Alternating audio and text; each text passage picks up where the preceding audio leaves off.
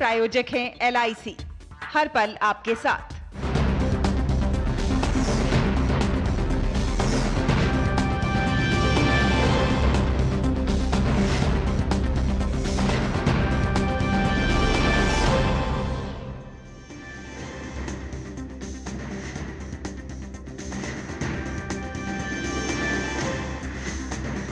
नमस्कार, स्वागत है आप सभी का डीडी न्यूज पर। आप देख रहे हैं मिड डे प्राइम। मैं हूं ऋतु वर्मा। अगले 1 घंटे में हम बात करेंगे देश भर की बड़ी खबरों की। बिहार में SIR का पहला ड्राफ्ट जारी हो गया है। आज 3 बजे के बाद से चुनाव आयोग की वेबसाइट पर सभी मतदाता सर्च कर सकेंगे अपना नाम, लेकिन बिहार से लेकर संसद तक SIR को लेकर तकरार जारी है। लोकसभा में विपक्ष के नेता राहुल गांधी लगातार पिछले सवा महीने से चुनाव आयोग पर आरोप लगा रहे हैं, लेकिन आज उन आरोपों से आगे बढ़ते हुए उन तमाम चुनाव अधिकारियों को राहुल गांधी ने संसद के बाहर पत्रकारों से बात करते हुए दी धमकी। कहा कि जितने भी अधिकारी SIR में शामिल हैं उनके खिलाफ सख्त कदम उठाए जाएंगे।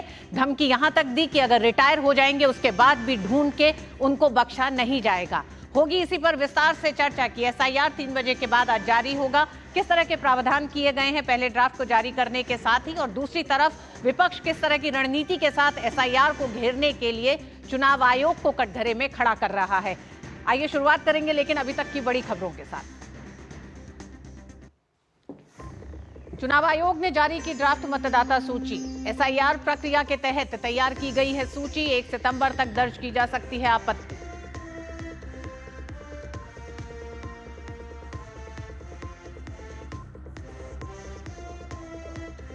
बिहार में चल रहे SIR पर तकरार। संसद की कार्रवाई शुरू होते ही विपक्ष का हंगामा। लोकसभा दोपहर 2 बजे तक तो राज्यसभा सोमवार तक स्थगित।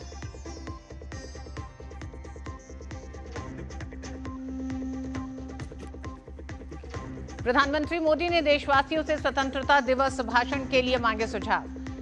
माईगव और नमो ऐप ओपन फोरम पर अपने विचार साझा करने की कही बात।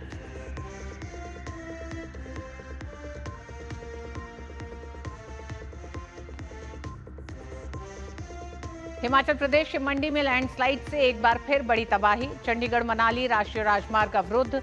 मलबा हटाने और यातायात बहाल करने का काम जारी।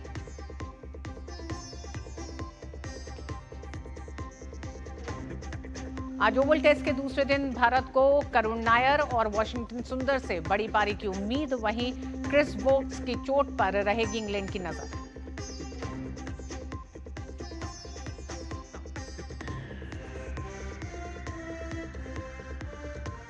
और एक बड़ा अपडेट आपको दे दें, उपराष्ट्रपति पद चुनाव से जुड़ा यह अपडेट है। उपराष्ट्रपति चुनाव के लिए तारीख की घोषणा हो गई है। 7 अगस्त से नामांकन प्रक्रिया शुरू होगी। उपराष्ट्रपति चुनाव में बड़ी खबर, 7 अगस्त से नामांकन प्रक्रिया शुरू होगी। 21 अगस्त तक दाखिल होंगे नामांकन पत्र और 22 अगस्त को होगी नामांकन पत्रों की जांच। 25 अगस्त तक नाम वापस ले सकेंगे प्रत्याशी और 9 सितंबर को होगा मतदान। तो राज्यसभा के सभापति का चुनाव की तारीखों का ऐलान हो गया है। 25 अगस्त तक नाम वापस ले सकेंगे प्रत्याशी। 9 सितंबर को मतदान होगा यदि आवश्यक हुआ। 9 सितंबर को मतदान होगा। इससे पहले ये चुनावी प्रक्रिया पूरी जारी कर दी गई है। मतदान सुबह 10 से शाम 5 बजे तक जारी रहेगा। 9 सितंबर को हो सकती है मतगणना भी। ये तय होगा कि कितने प्रत्याशी हैं, कितने प्रत्याशियों ने नामांकन भरा है, और उसके बाद ये तय होगा कि 9 सितंबर को ही मतदान होगा, मतगणना भी होगी। संविधान के अनुच्छेद 66(1) के अंतर्गत संपन्न होगी निर्वाचन प्रक्रिया। तो ये बड़ा अपडेट, उपराष्ट्रपति चुनाव के लिए तारीखों की घोषणा हो गई है। 9 सितंबर को मतदान होगा, मतगणना भी 9 सितंबर को ही होगी। 7 अगस्त से नामांकन प्रक्रिया शुरू हो जाएगी। 21 अगस्त तक दाखिल होंगे नामांकन पत्र और 7 अगस्त को अधिसूचना जारी होगी। ऋषि हमारे साथ जुड़ गए हैं। ऋषि, उपराष्ट्रपति के चुनाव की तारीखों का ऐलान हो गया है और ये माना जाए कि अब और कुछ समय ही बाकी है एक नए उपराष्ट्रपति के नाम की घोषणा के लिए। बिल्कुल ऋतु, जिस तरीके से चुनाव आयोग ने उपराष्ट्रपति के चुनाव की जो घोषणा कर दी है, सारी तिथियां आ चुकी हैं। 7 अगस्त से नोटिफिकेशन जारी हो जाएगा, जैसा कि आपने भी बताया, और 9 तारीख को यानी कि 9 सितंबर को देश के सामने भारत के उपराष्ट्रपति का नाम आ जाएगा कि देश का उपराष्ट्रपति कौन बन रहा है। और अगर ये चुनाव के माध्यम से होता है तो मतगणना होनी है, और अगर निर्विरोध होते हैं तो उसकी ज़रूरत नहीं पड़ेगी, सभी जानते हैं। इसके लिए चुनाव आयोग ने पर्याप्त इंतज़ाम किए हैं। और जिस तरीके से हम जानते हैं कि राष्ट्रपति, उपराष्ट्रपति, लोकसभा और विधानसभाओं के चुनाव कराने का जो दायित्व है और विधान परिषद तक का जो लोकसभा चुनाव कराने का जो दायित्व है वो भारत निर्वाचन आयोग के पास है। और इसी प्रक्रिया में चुनाव आयोग अब जो है भारत के उपराष्ट्रपति का जो निर्वाचन है उस प्रक्रिया को शुरू कर चुका है और इसके लिए पर्याप्त तैयारियां कर ली गई हैं। हम जानते हैं कि इस चुनाव में लोकसभा और राज्यसभा के जो सांसद होते हैं, जिसमें नॉमिनेटेड भी शामिल होते हैं, वो मतदान करते हैं। और इस मतदान की प्रक्रिया के लिए चुनाव आयोग ने समय भी मुकर्रर किया है। सुबह 10 बजे से शाम 5 बजे तक का समय होगा और ये संसद भवन के अंदर ही ये प्रक्रिया चलती है। पिछली बार हमने देखा था कि चुनाव जो था वो आज की जो संविधान सदन है उसमें हुआ था, और इस बार का चुनाव जो नई संसद है उसमें होगा, क्योंकि हम जानते हैं कि इस समय हमारे पास जो नई संसद है उसमें सभी प्रक्रियाएं चलती हैं, लोकसभा और राज्यसभा की। तो नई संसद में पहली बार कह सकते हैं कि उपराष्ट्रपति चुनाव की प्रक्रिया को हम देख पाएंगे। ऋषि, एक और सवाल कि संसदीय इतिहास में जिस तरह से उपराष्ट्रपति जगदीप धनखड़ की विदाई हुई है उसके बाद ये चुनाव क्या दिलचस्प हो सकता है प्रत्याशियों के नाम के लिहाज से, विपक्ष की रणनीति के लिहाज से, क्योंकि विपक्ष भी जिस तरह से जगदीप धनखड़ के जाने के बाद से जो तमाम बयान आए वो लगता है कि ये चुनाव अब संसदीय इतिहास में जहां एक तरह से उनकी विदाई बिल्कुल अलग थी, तो ये चुनाव भी एक अलग होने जा रहा है। बिल्कुल ऋतु, ये मुझे लगता है कि बहुत ही अलग चुनाव होगा और इस चुनाव को हम कह सकते हैं कि इसमें तमाम रणनीति दिखाई देगी सत्ता पक्ष और विपक्ष दोनों की तरफ से। हम जानते हैं कि सत्ता पक्ष के पास पर्याप्त आंकड़े हैं अपने चुनाव को जीतने के लिए, उपराष्ट्रपति चुनाव में अपने उम्मीदवार को जितवाने के लिए, लेकिन विपक्ष के पास भी तमाम कोशिशें होंगी जिनके आधार पर वो चाहेगा कि इस चुनाव में अपनी मौजूदगी को उसकी दर्ज कराए, क्योंकि इन चुनावों के माध्यम से कई बार पोस्चरिंग भी बहुत मायने रखती है। इन चुनावों में ये भी तय होता है कि आने वाली जो राजनीति होगी वो किस माध्यम से आगे बढ़ेगी। लोकसभा और राज्यसभाओं की अगर हम आंकड़ों को देखें तो भारतीय जनता पार्टी के पास दोनों ही सदनों में पर्याप्त बहुमत है। 240 उनके लोकसभा में सांसद हैं भारतीय जनता पार्टी के, तो करीब 100 सांसद राज्यसभा में हैं। और अगर इनको एनडीए के अगर घटक दलों के तौर पर देखें तो तकरीबन राज्यसभा में मुझे जो आंकड़े याद आ रहे हैं, राज्यसभा में 127 के आसपास हैं, तो लोकसभा में उनके पास 400 से कुछ ही कम 390 के आसपास आंकड़े उनके पास हैं, जो कि उनके उम्मीदवार को जितवाने के लिए काफ़ी होंगे। लेकिन यहाँ पर एक चीज़ और देखने को मिलेगी कि जो घटक दल हैं दोनों ही पक्षों की, उनको कौन अपने खेमे में शामिल कर पाने में सफल होगा, ये मुझे लगता है पॉलिटिकल पॉस्चरिंग इस चुनाव में देखने को मिल सकती है। एनडीए की कोशिश होगी, INDIA गठबंधन में जो लोग हैं उनमें से कोई एक घटक दल को अपनी ओर शामिल करा जाए, तो इनका भी कोशिश होगी कि एनडीए घटक दल को शामिल किया जाए, क्योंकि पिछले चुनाव में जगदीप धनखड़ के चुनाव में भी हमने देखा था कि INDIA गठबंधन में जो लोग थे वो बाद में एनडीए को समर्थन करने लगे थे। ये बहुत अभूतपूर्व हुआ था। किसी ने क्षेत्र के हिसाब से फैसला लिया था तो किसी ने अपनी सियासत के हिसाब से फैसला लिया था। तो इन चुनावों में जो मुख्य दल हैं, हम जानते हैं कि मुख्य विपक्षी दल कांग्रेस और सत्ता पक्ष की तरफ से भारतीय जनता पार्टी तो मैदान में है ही, लेकिन जो घटक दल हैं उनका रोल भी बहुत महत्वपूर्ण होगा। तो एक सियासत देखने को जरूर मिल सकती है। ऋतु, ऋषि, राज्यसभा उपसभापति का हमेशा से ये माना गया है कि चेहरा वो हो, प्रत्याशी वो हो जो तमाम राजनीतिक पार्टियों के साथ जिसका एक सामंजस्य हो। ऐसे में ये माना जा रहा था कि 32 दिन के इस मॉनसून सत्र में, क्योंकि पहले दिन ही इस्तीफा हो गया था, तो शायद इस सत्र के दौरान ही हो, लेकिन अब ऐसा लगता है कि शीतकालीन सत्र में एक नए उपसभापति के साथ शीतकालीन सत्र की शुरुआत होगी। ऐसे में क्या पर्याप्त समय विपक्ष और सत्ता पक्ष दोनों के पास है एक बेहतर चेहरा ढूंढने के लिए? बिल्कुल देखिए, जिस तरीके से चुनाव प्रक्रियाओं के लिए जो नियम होते हैं उसके आधार पर हम कह सकते हैं कि ये पहले से ही तय था कि इस सत्र में तो चुनाव प्रक्रिया को आगे नहीं बढ़ाया जा सकता, क्योंकि जिस तरीके से सदन जब चल रहा होता है तो उस समय जो प्राथमिकता सदन की होती है और सियासी माहौल उस समय अलग ही होता है, और निर्वाचन आयोग को भी तैयारियों के लिए वक्त चाहिए होता है। इसमें हमने देखा था कि निर्वाचन आयोग ने बहुत पहले से ही इन तैयारियों को शुरू कर दिया था। जो उनके पास जो मतदाता सूची होती है उसको उन्होंने तय कर लिया था, क्योंकि इसमें कोई बहुत ज़्यादा मतदाताओं की सूची नहीं होती है, सिर्फ राज्यसभा और लोकसभा के सांसद जिसमें नॉमिनेटेड भी शामिल होते हैं वही शामिल होते हैं। तो ऐसे में लेकिन तैयारियों की ज़रूरत होती है। इसमें जो सबसे बड़ी बात है ऋतु, मैं आपको बताऊंगा कि इस चुनाव में हर बार ये देखा जाता है कि अल्टरनेट तरीके से जो रिटर्निंग अफसर होते हैं वो तय किए जाते हैं। तो इस बार जो राज्यसभा के महासचिव हैं उनको रिटर्निंग अफसर बनाया गया है। पिछली बार के चुनाव में लोकसभा के महासचिव को रिटर्निंग अफसर बनाया गया था। तो ये जो अल्टरनेट प्रोसेस है, चूँकि राज्यसभा और लोकसभा दोनों का ही एक अलग रोल संसद में रहता है, तो इस वजह से इस बार का जो चुनाव है वो राज्यसभा सेक्रेटेरिएट के जिम्मे है। हालांकि उसमें लोकसभा की सेक्रेटेरिएट के भी अधिकारी शामिल होते हैं पूरी प्रक्रिया में, लेकिन इस बार की जो मुख्य जिम्मेदारी है वो राज्यसभा सेक्रेटेरिएट के पास रहेगी। बहुत बहुत धन्यवाद ऋषि, पूरी विस्तार से जानकारी देने के लिए इस पूरे विषय पे। और लोकसभा में मानसून सत्र के 10वें दिन भी एसआईआर के मुद्दे पर विपक्ष के हंगामे से सदन की कार्रवाई प्रभावित हुई। लोकसभा अध्यक्ष ओम बिरला ने आज फिर सदस्यों से सदन की गरिमा को बनाए रखने की अपील की। उन्होंने कहा कि प्रश्नकाल सबसे महत्वपूर्ण समय होता है, ऐसे में नारेबाजी कर बाकी लोकसभा सदस्यों के अधिकार नहीं छीन सकते।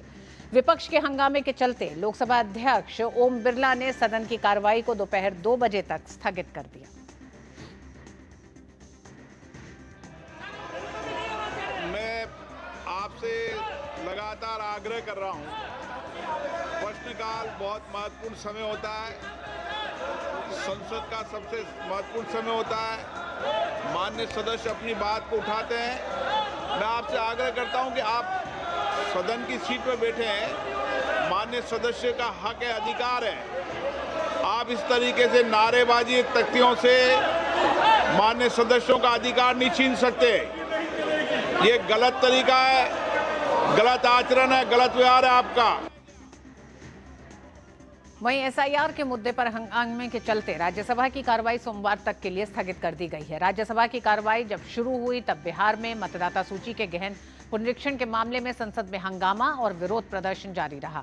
विपक्ष द्वारा बिहार में एसआईआर मुद्दे पर नियम 267 के तहत कार्यस्थगन प्रस्ताव के नोटिस दिए गए, जिससे सभापति ने नियमों के अनुरूप न होने के कारण खारिज कर दिया। राज्यसभा उपसभापति ने कहा कि ये मामला सुप्रीम कोर्ट में विचाराधीन है और चुनाव आयोग एक संवैधानिक निकाय है। इसके बावजूद विपक्षी सांसदों ने नारेबाजी बंद नहीं की, तो राज्यसभा को भी 12 बजे तक स्थगित कर दिया गया। जब राज्यसभा की कार्रवाई फिर शुरू हुई तब विपक्षी दलों ने अपना विरोध प्रदर्शन जारी रखा। तब राज्यसभा की कार्रवाई पूरे दिन के लिए स्थगित कर दी गई। अब 4 अगस्त को सुबह 11 बजे फिर से सदन की कार्रवाई शुरू होगी।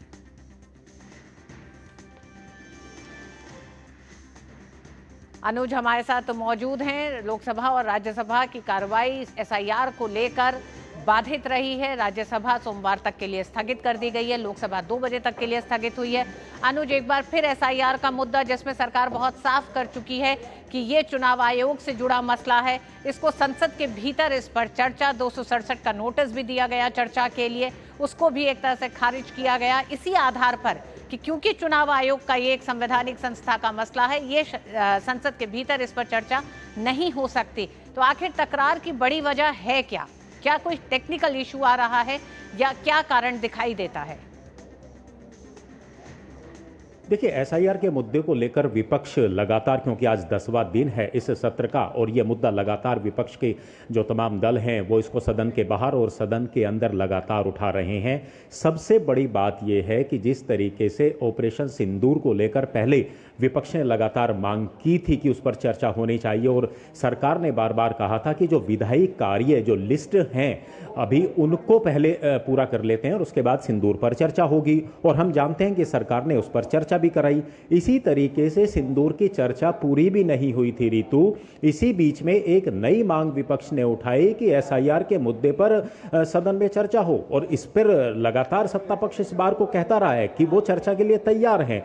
लेकिन सबसे बड़ी बात है कि ये मुद्दा जो है ये सुप्रीम कोर्ट में विचाराधीन भी है। उसके बाद सरकार इस पर अपनी सफाई भी कई बार दे चुकी है, लेकिन जिस तरीके से लगातार संसद की कार्रवाई को बाधित किया जा रहा है, आज भी हम जानते हैं कि दोनों ही सदनों राज्यसभा और लोकसभा में प्रश्नकाल थे, और बार बार उपसभापति ने और लोकसभा स्पीकर ने इस बात को कहा कि जो प्रश्नकाल है वो किसी एक राजनीतिक दल का नहीं है, वो सभी जो सांसद सदस्य हैं उनके सवाल लगे हुए हैं, उनके सरकार को उत्तर दिए जाने हैं, पूरे देश की जनता से जुड़े हुए मसले हैं। लेकिन उसके बाद भी आज विपक्ष का जो रुख रहा ऋतु वो काफी तीखा रहा। हम जानते हैं कि 11 बजे सदन की कार्रवाई शुरू होने से पहले बाहर जो लोकसभा के बाहर और राज्यसभा के बाहर संसद परिसर में प्रोटेस्ट किया गया। सदन शुरू होते ही हंगामा विपक्ष का जारी रहा। तो कुल मिलाकर जिस तरीके से विपक्ष की जो कार्यवाही है हंगामे की, इसको लेकर दोनों ही सदनों में बड़ा एक तरीके से हम कहें लोकसभा स्पीकर ने और उपसभापति ने एक तरीके से नसीहत दी है विपक्ष को कि आप संसद की कार्यवाही को, जो कुछ इसके अंदर विधेयक भी प्रस्तावित हैं, चाहे हम समुद्री व्यापार को लेकर बात करें उस पर एक बिल है, नए विश्वविद्यालयों की स्थापना को लेकर बिल हैं, डेटा सुरक्षा को लेकर बिल हैं, ये सारे जनता से जुड़े हुए मसले हैं। इन पर जो है स्थगन लगातार जारी हो रहा है, विधायी कार्य नहीं हो पा रहा है। खाली एक एसआईआर के उस मुद्दों को लेकर जिस पर सरकार बार बार अपनी बात रख चुकी है, उस पर इस तरीके से लगातार हंगामा करना 10वां दिन, देखिए मानसून सत्र का 10वां दिन लगातार बाधित हो रहा है। ऐसे में एक तरीके से कहें तो, और हमने देखा कि राहुल गांधी तो एक तीखी प्रतिक्रिया भी आज निर्वाचन आयोग के ऊपर आई है। सीधा सीधा उन्होंने बोला है कि निर्वाचन आयोग भी वोट की चोरी में शामिल है। एसआईआर के मुद्दे को लेकर बोला एक संवैधानिक संस्था पर सवाल उठाया। हालांकि उन्होंने इस बात को कहा कि उनके पास सबूत है। जी अनुज, आप जो कह रहे हैं तीखी प्रतिक्रिया दी, वो सिर्फ प्रतिक्रिया तक शायद सीमित नहीं रहे। उन्होंने जब ये कहा कि चुनाव आयोग वोट चोरी में शामिल है, तो उसके आगे बढ़ते हुए उन्होंने तमाम चुनाव अधिकारियों को एक तरह से धमकाया। अपने उस पत्रकारों से बात करते हुए उन्होंने कहा कि तमाम अधिकारी जो इसमें शामिल हैं उनके खिलाफ कार्रवाई करेंगे, उनको हम छोड़ेंगे नहीं, वो रिटायर हो जाएंगे तो भी हम नहीं छोड़ेंगे। तो क्या वो एक संवैधानिक संस्था के अधिकारियों को धमका रहे हैं इस तरह से? सत्ता पक्ष सरकार की तरफ से किस तरह की प्रतिक्रिया आ रही है राहुल गांधी के इस पूरे बयान को लेकर?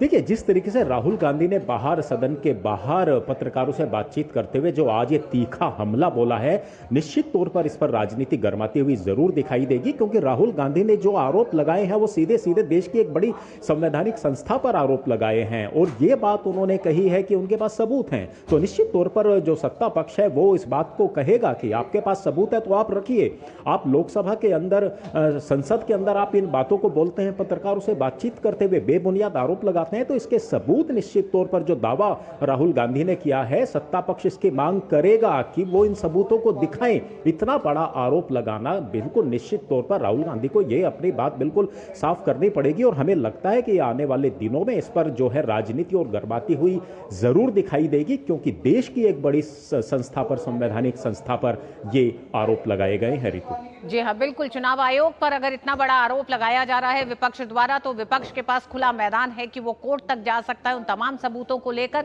और चुनाव आयोग को घेर सकता है उन सबूतों के साथ। राहुल गांधी के इस बयान को सिर्फ संसद के बाहर पत्रकारों से बातचीत के एक हल्के बयान के तौर पे नहीं देखा जाएगा, बल्कि एक संवैधानिक संस्था के ऊपर इतना बड़ा आरोप लगाने के बाद अब राहुल गांधी को इसका जवाब देना पड़ेगा कि आखिर वो क्या सबूत हैं जिसे लेकर वो चुनाव आयोग अधिकारियों को धमका रहे हैं और चुनाव आयोग पे बड़े आरोप लगा रहे हैं। बहुत बहुत धन्यवाद अनुज इस पूरी जानकारी के लिए। और चुनाव आयोग ने शुक्रवार को बिहार में विशेष गहन पुनरीक्षण प्रक्रिया के तहत संशोधित मतदाता सूची का ड्राफ्ट जारी कर दिया है। सभी 247 विधानसभा क्षेत्रों और 38 जिलों के लिए तैयार की गई ये सूची आज सुबह सभी मान्यता प्राप्त राजनीतिक दलों को भौतिक और डिजिटल रूप में सौंपी गई है। ड्राफ्ट वोटर लिस्ट को शुक्रवार शाम 3 बजे यानी आज 3 बजे से चुनाव आयोग की आधिकारिक वेबसाइट https:/voters.eci.gov.in पर भी प्रकाशित किया जाएगा। आम नागरिक यहां जाकर अपना नाम देख सकते हैं, और यदि उनका नाम सूची में नहीं है तो 1 सितंबर तक दावा या आपत्ति दर्ज कर सकते हैं। मुख्य चुनाव आयुक्त ज्ञानेश कुमार ने स्पष्ट किया है कि मतदाता सूची में नाम जोड़ने, हटाने या उसमें सुधार के लिए सभी योग्य मतदाताओं और राजनीतिक दलों को आमंत्रित किया गया है। बिहार के मुख्य निर्वाचन अधिकारी और सभी निर्वाचक निबंधन अधिकारी EROS दावे आपत्तियों की प्रक्रिया की निगरानी करेंगे। गौरतलब है कि SIR प्रक्रिया 24 जून से बिहार में शुरू हुई थी, जिसके तहत राज्य में 7 करोड़ 89 लाख पंजीकृत मतदाताओं में से 7 करोड़ 24 लाख से अधिक ने अपने गणना फॉर्म सफलतापूर्वक जमा किए। चुनाव आयोग ने बताया कि लगभग 65 लाख मतदाताओं के नाम ड्राफ्ट सूची में शामिल नहीं हो पाए हैं। इनके पीछे कारणों में मृत्यु, स्थायी स्थानांतरण या एक से अधिक स्थानों पर नाम दर्ज होना शामिल है। आयोग ने खास तौर पर युवाओं से विशेष रूप से अपील की है कि जो 1 जुलाई 2025 तक 18 वर्ष की आयु पूरी कर चुके हैं या 1 अक्टूबर 2025 तक 18 वर्ष के हो जाएंगे, वो फॉर्म 6 के माध्यम से पंजीकरण कराएं। इसके लिए 1 अगस्त से 1 सितंबर तक राज्यव्यापी विशेष अभियान भी चलाया जाएगा। बहरहाल चुनाव आयोग ने स्पष्ट किया है कि बिहार से शुरू हुई ये प्रक्रिया देश भर में लागू की जाएगी और इसका उद्देश्य मतदाता सूची को अधिक पारदर्शी और सटीक बनाना है।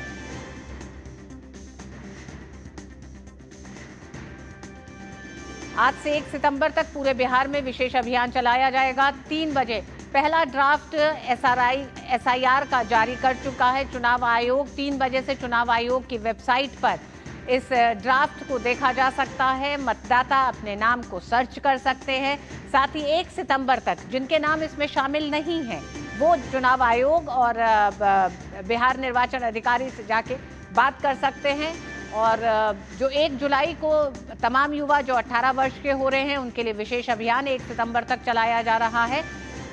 चुनाव आयोग ने पर्याप्त इंतजाम किए हैं SIR के ड्राफ्ट को जारी करते हुए कि किसी भी मतदाता को किसी तरह की कोई परेशानी ना हो। इस पूरे मसले पर दिल्ली से ऋषि कुमार और पटना से मधुरेश हमारे साथ जुड़ गए हैं। ऋषि, सबसे पहले आप ही का रुख करेंगे। 3 बजे से बिहार का हर नागरिक अपने नाम को उसमें तलाश सकता है। नाम न होने पर कई बड़े प्रावधान किए गए हैं। क्या खास इंतजाम किए गए हैं, संक्षेप में आपसे चाहेंगे, इसी से शुरुआत करते हैं।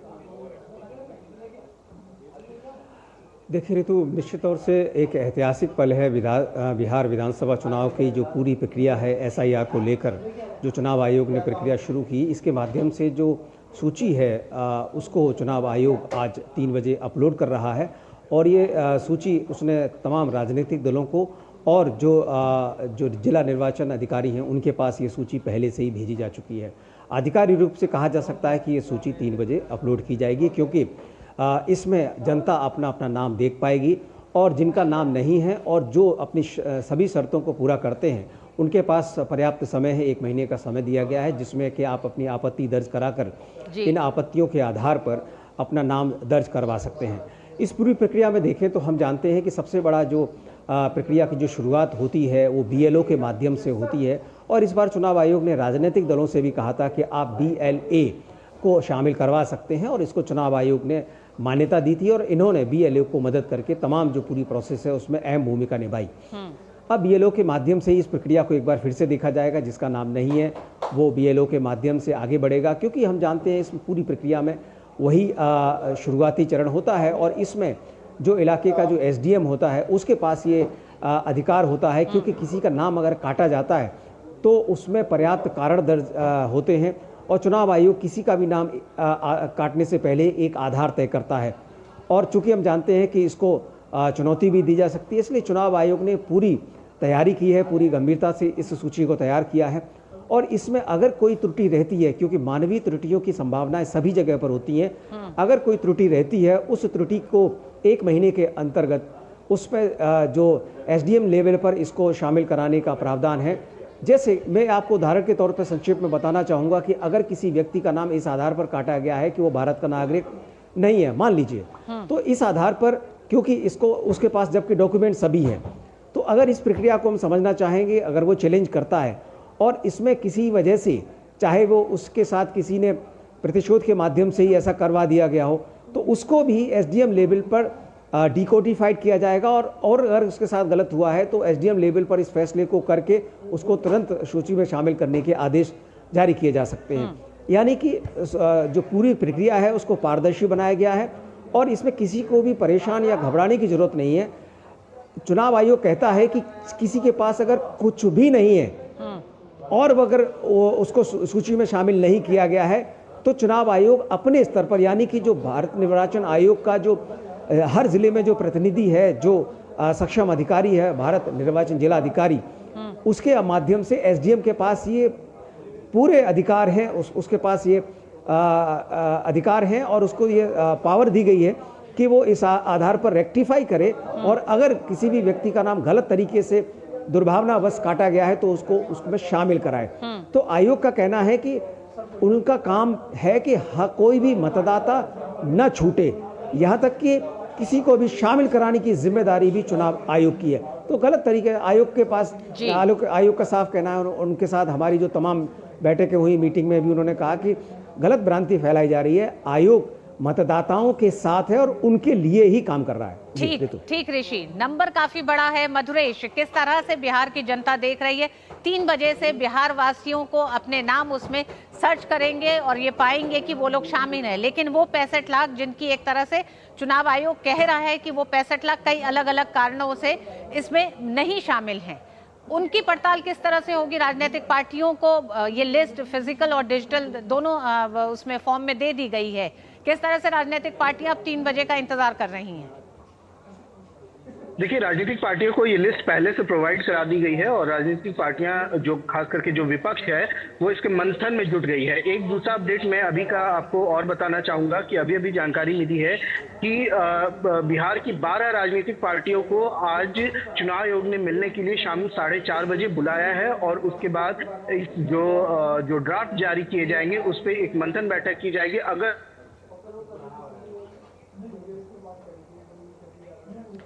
4:30 बजे आज बिहार में सभी राजनीतिक पार्टियों को, 12 राजनीतिक पार्टियों को चुनाव आयोग ने चर्चा के लिए बुलाया है। जी मधुरेश, आप अपनी बात पूरी करें। हाँ बिल्कुल, अभी जानकारी मिली है कि 12 राजनीतिक पार्टियों को चुनाव आयोग ने बुलाया है और शाम 4:30 बजे बुलाया है और उनके साथ में एक मंथन बैठक की जाएगी जिसमें जो ड्राफ्ट मतदाता सूची है उसको लेकर के बातचीत की जाएगी। अगर उनको कोई आपत्ति होगी तो वो अपनी बात वहां पर रख सकते हैं। इसके अलावा जैसा कि अभी हमने पहले भी बताया कि 1 महीने का वक्त मतदाताओं को दिया गया है और चुनाव आयोग मेगा ड्राइव चला रहा है। इसको लेकर के जगह जगह कैंप लगाए जा रहे हैं, जिला स्तर पर, प्रखंड स्तर पर कैंप लगाए जा रहे हैं जहां पर लोग जाकर के अपने अगर उनको आपत्ति है कि उनकी नाम छूट गई है और वो पात्र मतदाता है तो दस्तावेज देकर के फॉर्म भर करके अपना नाम जुड़वा सकते हैं। और बड़ी बात ये है कि ये जो कैंप है ये छुट्टी वाले दिन भी काम करेगी, मतलब शनिवार, इतवार या फिर किसी त्योहार के दिन भी ये कैंप जो है वो बंद नहीं रहेगा। तो इससे बड़ी सहूलियत ऐसे लोगों को होगी जो नौकरी पेशा लोग हैं और उनको कोई आपत्ति है, उनका नाम अगर कट गया है तो अपना नाम वो जाकर के आसानी से जुड़वा सकेंगे। जी ऋषि, चुनाव आयोग एक तरह से 1 महीने का पूरा समय दे रहा है कि जिन मतदाताओं के नाम अगर शामिल नहीं है तो वो किस तरीके से अपने नाम को शामिल करा सकते हैं, तमाम दस्तावेज दे सकते हैं। लेकिन इस बीच ये पूरा मामला सुप्रीम कोर्ट में है। हम जानते हैं 12 और 13 अगस्त तक सुनवाई टाली गई है, लेकिन 8 अगस्त को राजनीतिक पार्टियों को अपना जवाब दाखिल करने के लिए कहा गया है। ये भी कहा सुप्रीम कोर्ट ने कि अगर कुछ लोग जरूरत से ज्यादा नाम छूटेंगे तो सुप्रीम कोर्ट हस्तक्षेप शायद करे। ऐसे में ये जरूरत से ज्यादा की संख्या क्या है, क्योंकि चुनाव आयोग तो 65 लाख की बात कर ही रहा है। देखिए, तो जहाँ तक ये सुनवाई की बात करें तो जो सुप्रीम कोर्ट में सुनवाई हुई है, अलग अलग पक्षों की तरफ से तमाम जो संगठन है इसमें गए हैं, इन लोगों का दावा यही है कि जो पात्र हैं उन लोगों को सूची में शामिल नहीं किया जा रहा है। चुनाव आयोग ने दलील दी है कि ऐसा कुछ नहीं है, जो नियम हैं उन नियमों का पालन किया जा रहा है। यहाँ तक कि इंटेंसिव रिवीजन को भी चैलेंज किया गया था, उस पर भी आयोग ने साफ कहा कि संविधान में उनके पास प्रावधान है और इसके लिए वो अधिकृत हैं कि वो इंटेंसिव रिवीजन कर सकते हैं। तो पहली लड़ाई तो चुनाव आयोग को जीतने में सफलता इसी बात की मिल गई कि सुप्रीम कोर्ट ने कहा कि इंटेंसिव रिवीजन किया जा सकता है, क्योंकि इसी पर सवाल उठाए जा रहे थे जी। अब बात ये आ जाती है कि जो प्रोसेस चल रहा है उसमें सुप्रीम कोर्ट ने यहाँ तक कह दिया कि अगर आपके पास उन 15 लोगों की भी सूची है जो कि जीवित हैं और उन्हें मृत दिखाकर सूची से नाम काट दिया गया है, तो आप हमारे सामने प्रस्तुत करें। जी, मुझे लगता चुनाव है उस आयोग समय ने कई भी ऐसे विकल्प दिए। बिल्कुल ऋषि, जो आप बात उसमें बता रहे हैं, हमारे पास समय कम है ऋषि, इसलिए हम इस पर और विस्तार से चर्चा नहीं कर सकते। लेकिन एसआईआर का मामला 3 बजे के बाद से जो ड्राफ्ट है, पहला ड्राफ्ट है, उसे तमाम मतदाता देख सकेंगे, अपने नाम को सर्च कर सकेंगे। इस बीच बिहार से लेकर संसद तक इसको लेकर राजनीति हो रही है। राहुल गांधी ने बड़ा बयान दिया है, चुनाव आयोग के अधिकारियों को धमकाया है,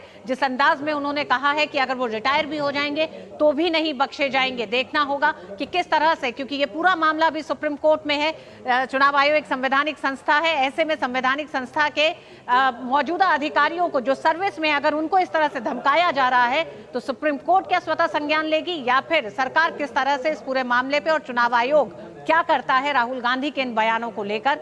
वक्त एक छोटे से ब्रेक का है, ब्रेक के बाद मिड डे प्राइम की खबरें जारी रहेंगी। मधुरेश और ऋषि, आप दोनों का बहुत बहुत धन्यवाद।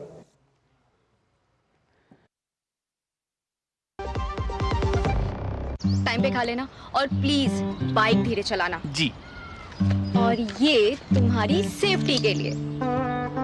अरे एक बात तो रह गई, LIC ये हमारी सेफ्टी के लिए। दिल की सुनो, LIC चुनो। LIC हर पल आपके साथ। जो लक्ष्य चुना था समझ आने लगा है।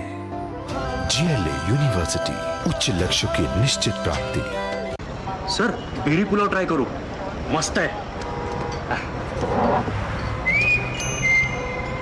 कैसा है?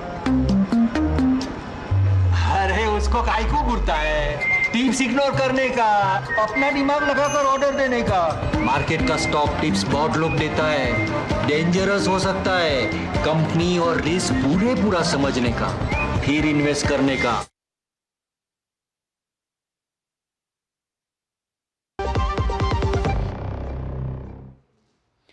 बिहार के सीएम नीतीश कुमार ने एक बार फिर बिहार वासियों को सौगात दी है। बिहार सीएम ने रसोइयों, रात्रि प्रहरियों और शारीरिक शिक्षा एवं स्वास्थ्य अनुदेशकों के मानदेय में वृद्धि की है। अब इन्हें दोगुना मानदेय मिलेगा। सीएम नीतीश कुमार ने सोशल मीडिया प्लेटफॉर्म एक्स पर लिखा है कि नवंबर 2005 में सरकार बनने के बाद से ही हम लोग शिक्षा व्यवस्था में सुधार के लिए लगातार काम कर रहे हैं। वर्ष 2005 में शिक्षा का कुल बजट 4,366 करोड़ रुपए था, जो अब बढ़कर 77,690 करोड़ रुपए हो गया है। बड़ी संख्या में शिक्षकों की नियुक्ति, नए विद्यालय भवनों के निर्माण और आधारभूत संरचनाओं के विकास से शिक्षा व्यवस्था में व्यापक सुधार हुआ है।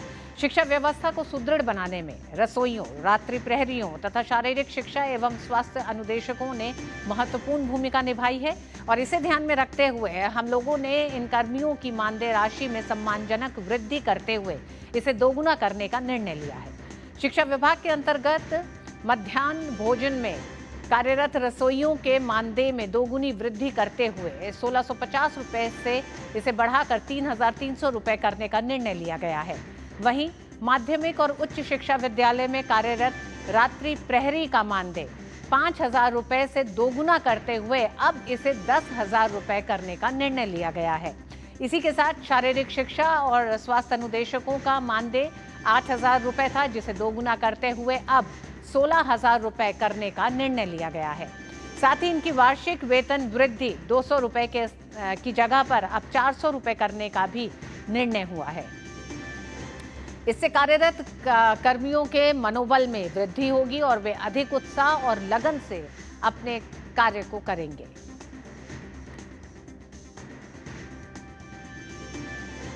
और मिड डे प्राइम में वक्त एक छोटे से ब्रेक का है, ब्रेक के बाद खबरें जारी रहेंगी। देखते रहिए डीडी न्यूज।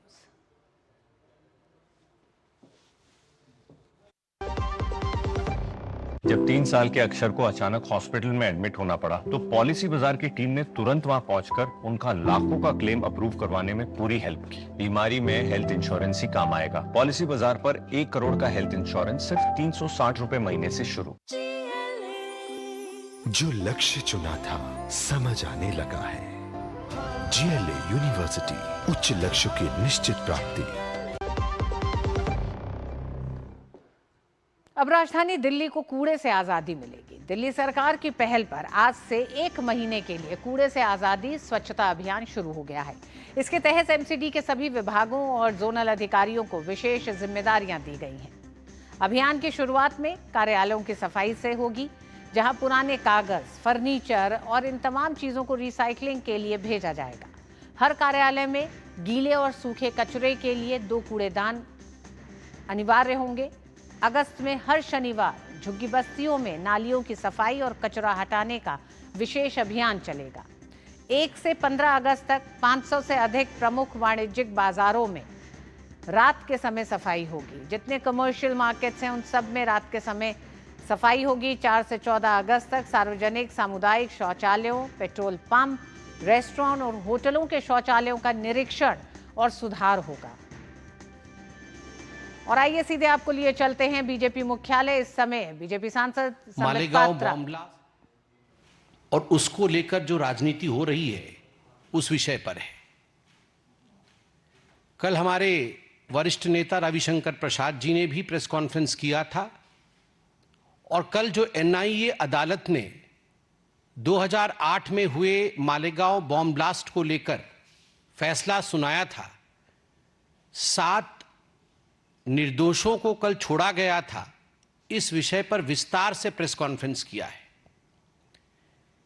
जिस प्रकार से देश में भगवा आतंकवाद के नैरेटिव या विमर्श को फैलाने की कोशिश कांग्रेस की सरकार ने की थी और जिस प्रकार से खास करके गांधी परिवार की चेष्टा थी कि हिंदुओं को अपमानित किया जाए और कहीं न कहीं तुष्टीकरण की राजनीति के कारण, वोट बैंक के पॉलिटिक्स के कारण गांधी परिवार की यह तीव्र इच्छा थी कि सनातन एवं हिंदुओं पर कुठाराघात किया जाए।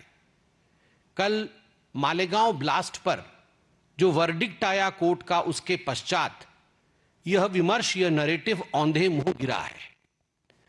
मगर आज उसमें 2 डेवलपमेंट्स हुई हैं।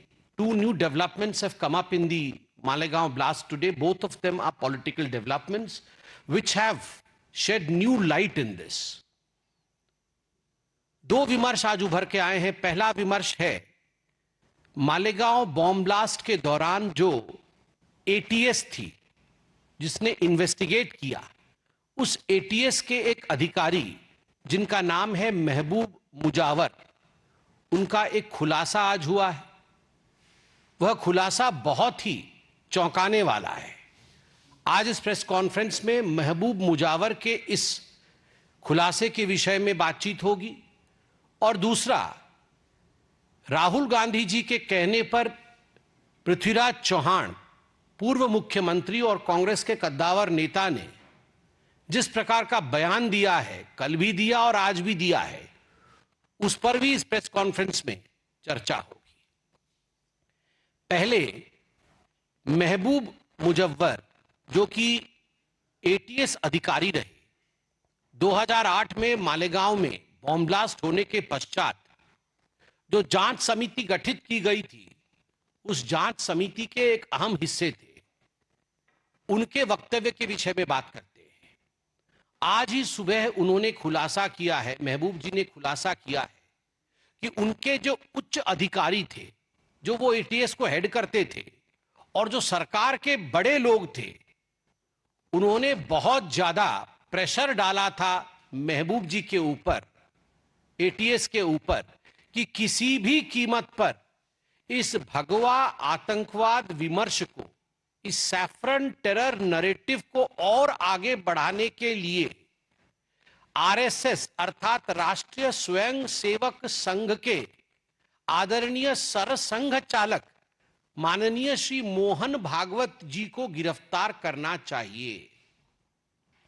यह निर्देश दिया गया था महबूब मुजावर जी को कि आप इस भगवा आतंकवाद के नैरेटिव को आगे बढ़ाइए और किसी भी कीमत पर मोहन भागवत जी की गिरफ्तारी होनी चाहिए। चार्जशीट में नाम नहीं, जांच में कहीं भी मोहन भागवत जी का कोई लेना देना नहीं, नाम नहीं आ रहा है। फिर भी जब गिरफ्तारी का हुक्म दिया गया तो महबूब मुजव्वर ने संविधान का हवाला देते हुए कहा कि मैं ये काम नहीं कर सकता, क्योंकि ये संविधान सम्मत नहीं है, ये आईन अर्थात कानून सम्मत नहीं है, इसलिए मैं कानून से ऊपर उठ के ऐसा कोई काम नहीं करूंगा जिससे भारत के संविधान को चोट पहुंचे। और उन्होंने साफ साफ इनकार कर दिया कि मैं संघ के सरसंघ चालक जी को गिरफ्तार नहीं करूंगा, क्योंकि उनका इससे कोई लेना देना नहीं है। बदले में महबूब मुजव्वर जी के ऊपर जो अधिकारी थे, जो बड़े अधिकारी थे, उन्होंने कुछ इल्जाम लगाए। Some damning charges were pressed upon this ATS officer, Mr. महबूब मुजव्वर, जिसके कारण से उनकी पदोन्नति अर्थात प्रमोशन भी रुक गई। बाद में महबूब मुजव्वर कोर्ट में गए और कोर्ट ने उन्हें एक्विट किया, कोर्ट ने उन्हें छोड़ा। कोर्ट ने कहा कि महबूब मुजव्वर निर्दोष हैं और ये सारी चीजें जो उनके खिलाफ कही गई हैं वो गलत है। तो आप उस समय की कांग्रेस सरकार की विंडिक्टिव एटीट्यूड को देखिए। जबरन किस प्रकार से भारतीय जनता पार्टी और जो लोग हिंदू धर्म को मानते हैं और संघ के उच्चस्थ स्थान पर, उच्च पदवी पर जो लोग आसीन हैं, किस प्रकार से उनको अपमानित किया जाए, उनको गिरफ्तार किया जाए, उनसे बदला लिया जाए।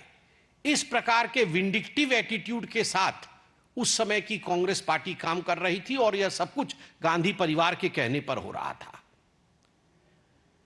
आप बार बार मुझसे पूछ रहे होंगे कि मैं गांधी परिवार के कहने पर हो रहा था, ऐसा क्यों कह रहा हूं।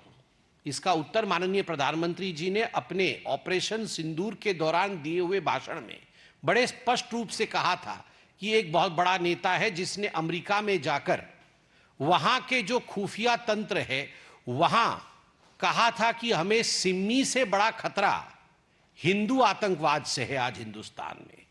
और आप भी जानते हैं वो बड़ा नेता कौन है जिसने यूएस के एम्बेसडर से कहा था कि हिंदू आतंकवाद आज हिंदुस्तान के लिए सबसे बड़ा खतरा है और सिम्मी भी उसके सामने बौनी है।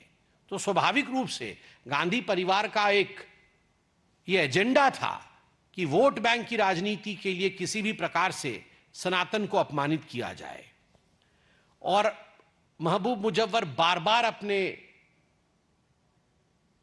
कथन में कहते हैं कि झूठे आरोप लगाकर मोहन भागवत जी को गिरफ्तार करने की बात कही गई थी, झूठे मनगढ़ंत कहानी बना करके। दूसरा विषय जो आज महत्वपूर्ण है वह है पृथ्वीराज चौहान जी के बारंबार आ रहे बयानों का। कोई कल एक बार एक्सीडेंटल बयान हो गया हो ऐसा नहीं है, आज भी बयान को दोहराया गया है। आज भी कहा गया है, दो बातें कही गई है। पहली बात कही गई है कि आतंकवाद का धर्म नहीं होता। ये जो आतंकवाद का धर्म नहीं होता ये तकिया कलाम है तुष्टीकरण का। ये आतंकवाद का धर्म नहीं होता वो तमाम कांग्रेसी नेता कहते हैं जब आतंकवादी हमला होता है ताकि वो अपने वोट बैंक को साध सके और तुष्टीकरण की राजनीति को आगे बढ़ा सके। और उसी सांस में in the same breath Prithviraj Chauhan कहते हैं आतंकवाद का धर्म तो नहीं होता है, कहना ही है तो आप कहो हिंदू आतंकी या सनातन आतंकी। वाह, आतंकवाद का धर्म नहीं होता मगर हिंदू आतंकी और सनातन आतंकी कहो, कहना ही है। तो आप याद करिए सुशील कुमार शिंदे जी ने भगवा आतंकवाद कहा था उनके एक कॉन्क्लेव में, कांग्रेस पार्टी के एक बैठक में पहली बार भगवा आतंकवाद कहा था। और जब विगत वर्ष उनसे पूछा गया कि आपने सही किया या गलत किया भगवा आतंकवाद के शब्द का प्रयोग करके, तो सुशील कुमार शिंदे मुस्कुराते हुए कह रहे थे मैंने अपने मन से नहीं किया, मुझे तो लगता है मैंने गलत किया, मगर जो आला कमान ने कहा, जो मुझे मेरी पार्टी ने कहा कि आप भगवा आतंकवाद सैफरन टेरर का प्रयोग करिए, मैंने वो प्रयोग किया। मतलब आला कमान कौन है? कांग्रेस पार्टी में आला कमान तो कोई और नहीं, एक ही आला कमान है, या यूं कहिए कमान में बहुत सारे आले हैं। गांधी परिवार के कमान एक, गांधी परिवार, आले अनेक।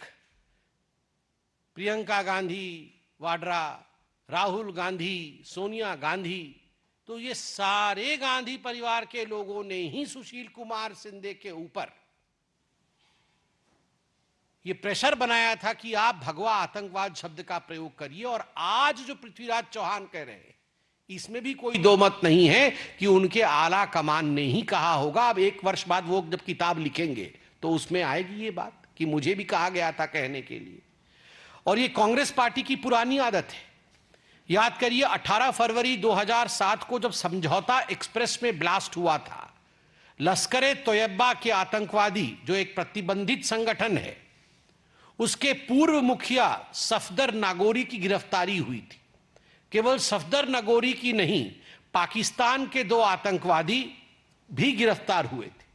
मगर इन सभी लोगों को कांग्रेस पार्टी ने 14 दिनों के अंदर, मात्र 14 दिनों के अंदर, और सफदर नागोरी एवं पाकिस्तान के वो 2 आतंकवादी मान गए थे कि हां हम ही हैं जिन्होंने बम ब्लास्ट कराया था समझौता एक्सप्रेस में, उसके मानने के पश्चात, कन्फेशन के पश्चात भी मात्र 14 दिनों के अंदर छोड़ दिया गया। 2007 में हैदराबाद के मक्का मस्जिद बम ब्लास्ट में भी पुख्ता सबूत थे कि हुजी इसमें इन्वॉल्व थी। 100 आतंकवादियों को गिरफ्तार भी किया गया था, मगर सभी को कांग्रेस पार्टी ने बाद में छोड़ दिया गया। ठीक उसी प्रकार की परिस्थिति 26/11 के समय भी हुई थी। 26/11 के समय खैर राहुल गांधी पार्टी कर रहे थे, यह अलग विषय है, मगर उनके नेता 26/11 आरएसएस की साजिश, दिग्विजय सिंह इस प्रकार की किताब निकाल रहे थे। कहीं ना कहीं पाकिस्तान को क्लीन चिट देने का काम कर रहे थे, आतंकियों को खुला छोड़ने का काम कर रहे थे। स्वाभाविक है, जिस दिग्विजय सिंह के लिए और जिस गांधी परिवार के लिए जाकिर नायक अपोस्टल ऑफ पीस, शांति दूत है, और जाकिर नायक के एनजीओ से जो पार्टी पैसे लेती है, जो राजीव गांधी फाउंडेशन पैसे लेती है, उनसे ये एक्सपेक्ट करना कि वो हिंदू आतंकवादी नहीं कहेंगे, वो भगवा आतंकवादी नहीं कहेंगे, वो सनातनी आतंकवादी नहीं कहेंगे, ये अधिक है। ये जो पूरा प्रक्रिया हुआ है मालेगांव के ब्लास्ट का, 17 वर्षों बाद निर्दोष घोषित किए गए हैं। जो साथी निर्दोष घोषित किए गए हैं भारतवर्ष के, उनमें से एक सेना में है, उनमें से एक साध्वी है। सेना, संत, सनातन और संविधान, इन चारों पर कांग्रेस पार्टी ने 17 वर्षों तक आक्रमण किया। कांग्रेस पार्टी ने एक सुनियोजित ढंग से 17 वर्षों तक सेना, संत, सनातन और संविधान, इनके ऊपर निरंतर आक्रमण किया। मगर सत्यमेव जयते, अंत में सत्य की ही जीत होती है और सत्य की ही जीत हुई है। मुझे लगता है कांग्रेस का प्रिय गाना है, वोट बैंक रिझाना है, हिंदुओं पर निशाना है, सनातन को निपटाना है। सनातन को निपटाना है, यही उनका मुख्य उद्देश्य है। एक बार तो मेरे ख्याल से, अगर मैं गलत नहीं हूं, तो खड़गे जी ने तो बोलते बोलते ही कह दिया था अपने भाषण में कि हमें सनातन को खत्म करना है, सनातन को निपटाना है। मगर सनातन अविरल है, अनंत है, उसको निपटाया नहीं जा सकता।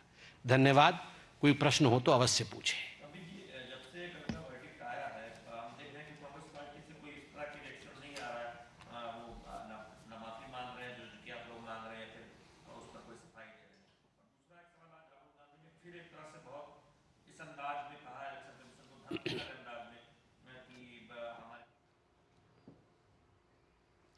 और संबित पात्रा इस समय प्रेस कॉन्फ्रेंस कर रहे थे। मालेगांव ब्लास्ट को लेकर 7 आरोपियों को बरी किया गया है। उसके बाद जिस तरह के 2 घटनाक्रमों का उन्होंने जिक्र किया, उन्होंने कहा कि किस तरह से महबूब मुजावर एटीएस के पूर्व अधिकारी हैं। 2008 के मालेगांव ब्लास्ट की जांच के जो पूरी जो जांच की टीम बनाई थी, उसमें ये एक अधिकारी थे।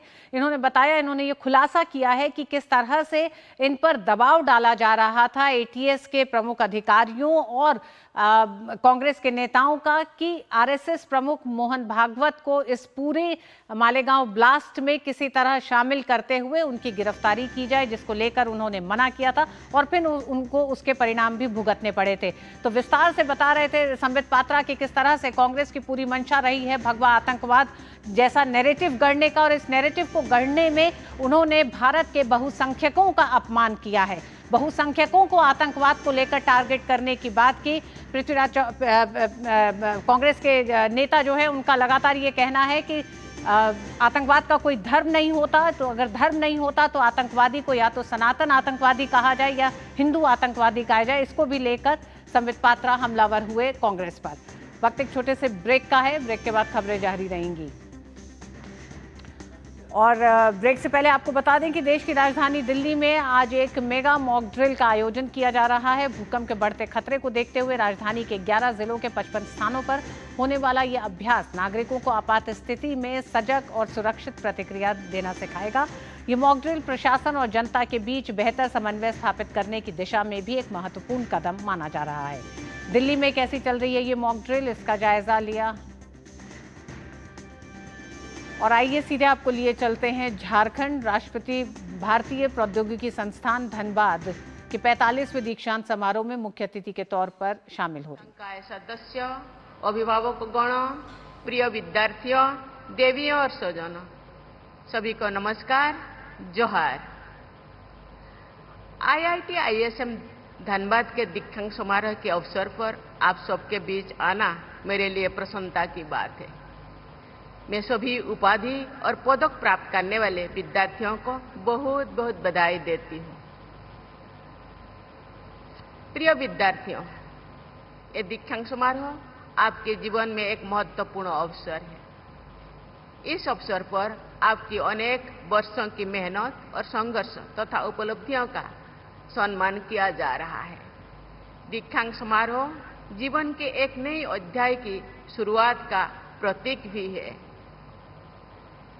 ये अवसर आपके लिए अपने माता पिता, शिक्षकों और उन सब लोगों का आभार प्रकट करना भी, जिन्होंने जीवन के हर मोड़ पर आपका साथ दिया है और मार्गदर्शन किया है। मैं सभी विद्यार्थियों, उनके अभिभावकों और IIT ISM की पूरी टीम को बधाई और शुभकामनाएं देती हूँ। इस दिन आप अपने जीवन की एक नई यात्रा की शुरुआत करने जा रहे हैं। ये यात्रा नौकरी, उच्च शिक्षा, नवाचार या उद्यमिता किसी भी दिशा में हो सकती है।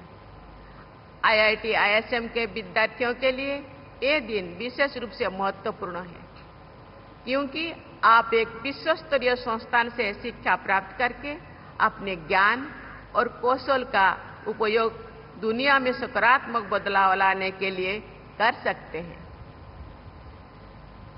प्रिय विद्यार्थियों, IIT ISM धन्यवाद जैसे प्रतिष्ठित संस्थान से उपाधि प्राप्त करना आप सब विद्यार्थियों के लिए गर्व और सम्मान की बात है।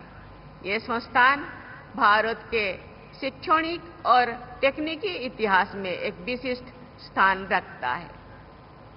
आपके संस्थान के पास लगभग 100 वर्षों की गौरवशाली विरासत है। खनन और भूविज्ञान के क्षेत्र में प्रशिक्षित विशेषज्ञ तैयार करना इसकी स्थापना का उद्देश्य था। समय के साथ इस संस्थान ने अपने शैक्षणिक दायरे को व्यापक बनाया है और अब ये विभिन्न क्षेत्रों में उच्च शिक्षा तथा अनुसंधान का एक अग्रणी केंद्र बन गया है। IIT ISM धनबाद ने तकनीकी विकास और नवाचार में महत्वपूर्ण भूमिका निभाई है। मुझे ये जानकर प्रसन्नता हुई है कि IIT धनबाद ने ऐसा इकोसिस्टम विकसित किया है जहां शिक्षा और नवाचार का उद्देश्य लोगों की जरूरतों से और देशवासियों की आकांक्षाओं के साथ जुड़ा हुआ है। मुझे बताया गया है कि IIT ISM धनबाद में जनजातीय समाज के विकास के लिए सेंटर ऑफ एक्सीलेंस कार्यरत है। ये centre Eklavya model residential schools में डिजिटल साक्षरता, कौशल विकास और रोजगार केंद्रित प्रशिक्षण के माध्यम से झारखंड के जनजातीय युवाओं को सशक्त बनाने के लिए काम कर रहा है। मुझे ये जानकर खुशी हुई है कि IIT ISM फाउंडेशन कौशल विकास कार्यक्रम के माध्यम से वंचित वर्गों की महिलाओं को सशक्त बनाने का प्रयास कर रहे हैं। ये सराहनीय है। इस पहल का उद्देश्य उनकी आर्थिक और सामाजिक स्थिति में सुधार करना है। मैं ऐसे सभी प्रयासों के लिए IIT ISM के सभी भागीदारों को हार्दिक बधाई देती हूँ। भारत 2047 तक विकसित भारत बनने के लक्ष्य की और आत्मविश्वास से आगे बढ़ रहा है। आपको इस विकास यात्रा का अग्रदूत बनना है। विकसित भारत का अर्थ है एक ऐसा राष्ट्र जहां प्रत्येक व्यक्ति को सम्मान, अवसर, गरिमा और बेहतर जीवन स्तर प्राप्त हो। आपकी शिक्षा केवल तकनीकी उत्कृष्टता तक ही सीमित नहीं होनी चाहिए। आपकी शिक्षा और जीवन का उद्देश्य राष्ट्र निर्माण से भी जुड़ा होना चाहिए। आपके ज्ञान और कौशल का उद्देश्य समाज, देश और विश्व की वास्तविक समस्याओं का समाधान करने के लिए होना चाहिए। देवियों और स्वजनों, किसी राष्ट्र का विकास उसके सभी वर्गों और क्षेत्रों के लोगों के विकास में निहित है। विकास यात्रा में कोई भी व्यक्ति पीछे नहीं छूटना चाहिए। देश के संपूर्ण विकास में IIT ISM की भी महत्वपूर्ण भूमिका है। उत्कृष्ट इंजीनियर और शोधकर्ता तैयार करने के साथ साथ करुणामय, संवेदनशील और उद्देश्यपूर्ण प्रोफेशनल का निर्माण भी इस संस्थान को करना है। अत्याधुनिक अनुसंधान और नवाचार को बढ़ावा देने और ब्राइट यंग माइंड्स को मार्गदर्शन देने की आपकी प्रतिबद्धता के माध्यम से ही हमारे देश का भविष्य आकार ले सकता है। आज देश और विश्व में जलवायु परिवर्तन और संसाधनों की कमी से लेकर डिजिटल डिस्रप्शन और सामाजिक असमानता को तक अनेक जटिल और तेजी से बढ़ती हुई चुनौतियां हैं। ऐसे स्थिति में IIT ISM जैसे संस्थान का मार्गदर्शन और भी अधिक महत्वपूर्ण है। आपको ये सुनिश्चित करना है कि ये संस्थान नए और स्थायी समाधान खोजने में अग्रणी भूमिका निभाए। भारत ने पिछले कुछ वर्षों में तकनीकी क्षेत्रों में उल्लेखनीय प्रगति की है। अनेक क्षेत्रों में भारत ने वैश्विक स्तर पर अपनी पहचान बनाए है। इस विकास में IIT और अन्य उच्च शिक्षण संस्थानों की भूमिका महत्वपूर्ण रही है। IIT संस्थान न केवल गुणवत्तापूर्ण इंजीनियरिंग शिक्षा प्रदान करते हैं, बल्कि अनुसंधान, नवाचार और स्टार्टअप कल्चर को भी बढ़ावा देते हैं। मुझे ये जानकर प्रसन्नता हुई है कि यहाँ के विद्यार्थी और शोधकर्ता कटिंग एज टेक्नोलॉजीज पर कार्य कर रहे हैं। इन संस्थानों के अलुमिनाई देश और विदेश में तकनीकी क्षेत्रों में नेतृत्व प्रदान कर रहे हैं। भारत की सबसे बड़ी शक्ति हमारे विशाल मानव संसाधन है। देश में युवा जनसंख्या अधिक है। तकनीकी शिक्षा की बढ़ती पहुंच और डिजिटल कौशल का प्रसार भारत को तकनीकी महाशक्ति बनने की ओर अग्रसर कर रहा है। भारत की शिक्षा प्रणाली को और अधिक व्यवहारिक, नवाचार केंद्रित और इंडस्ट्री फ्रेंडली बनाने से देश के युवाओं की प्रतिभा को सही दिशा मिलेगी और उन्हें वैश्विक स्तर पर आगे बढ़ने का अवसर मिलेगा। विश्व स्तर पर प्रतिस्पर्धा करने के लिए R&D को बढ़ावा देने के साथ साथ स्टार्टअप्स को प्रोत्साहन और पेटेंट कल्चर को बढ़ावा देना होगा। शिक्षा में इंटरडिसिप्लिनरी दृष्टिकोण अपनाना भी अत्यंत आवश्यक है, जिससे विद्यार्थी समग्र सोच विकसित कर सके और जटिल समस्याओं के रचनात्मक समाधान खोज सके। प्रिय विद्यार्थियों, मैं आप सबसे कहना चाहूंगी कि आप अपने ज्ञान को केवल व्यक्तिगत उन्नति तक सीमित ना रहने दें, बल्कि जनहित का माध्यम बनाएं।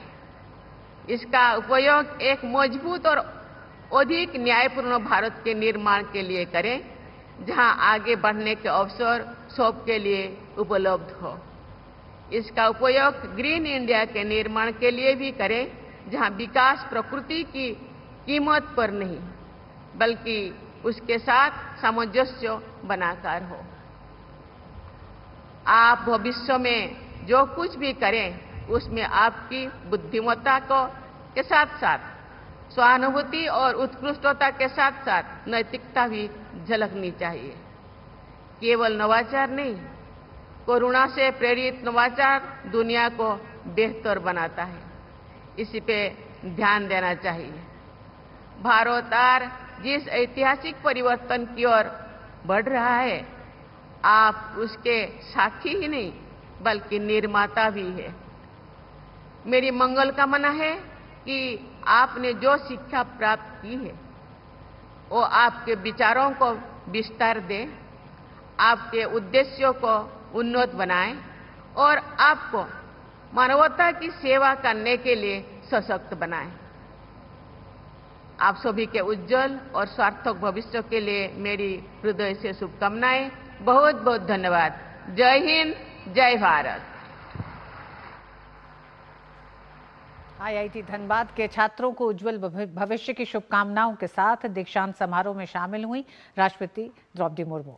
और इसी के साथ मिड डे प्राइम में आज बस इतना ही। मुझे दीजिए अनुमति। नमस्कार।